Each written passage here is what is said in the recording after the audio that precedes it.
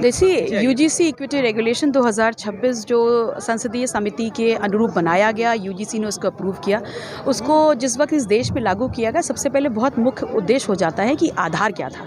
आधार ये था कि जो जातिगत शोषण उच्च शिक्षा संस्थानों में होता है वंचित समाज के लड़के लड़कियों का, जो अपना सपना संजो करके अपने भविष्य के लिए जाते हैं, कहीं ना कहीं जातिगत भेदभाव से वो मानसिक प्रताड़ना होती है। उस शोषण को रोकने के लिए एक सकारात्मक कदम था।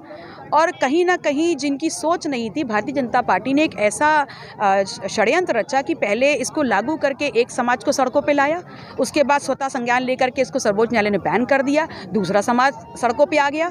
तो ये देश जो आज एक तनाव की स्थिति में जो जल रहा है, उसका पूरा जो दारोमदार है या उसकी पूरी जो कर्ता धर्ता है, वो भारतीय जनता पार्टी की सोच है। वो चाहते ही नहीं है इस देश में जो पिछड़ा है, जो दलित है, जो आदिवासी है, जो अनुसूचित समाज है, उसके हक और अधिकारों को सुरक्षित किया जाए। महाविद्यालयों या उच्च शिक्षा संस्थानों में जाति के आधार पर भेदभाव किया जाता है। जी, निश्चित तौर पर हम मानते भी हैं और आंकड़े इस बात को साबित भी करते हैं, जिसको स्वयं सर्वोच्च न्यायालय ने, यूजीसी ने और भारतीय जनता पार्टी की जो केंद्र की सरकार है, उन्होंने भी इस बात को एक्सेप्ट किया है, एक्सेप्टेंस है। उसके बाद ही तो ये इक्विटी रेगुलेशन आया। तो अगर आप लाए थे और अब आप ये बोल रहे हैं किसी एक समाज का हनन हो जाएगा, तो किसी भी नियम कानून में सुधार की गुंजाइश हमेशा होती है, लेकिन लागू होते ही उसको बैन करा देना, ये कहीं से भी सकारात्मक दृष्टिकोण नहीं दिखाता।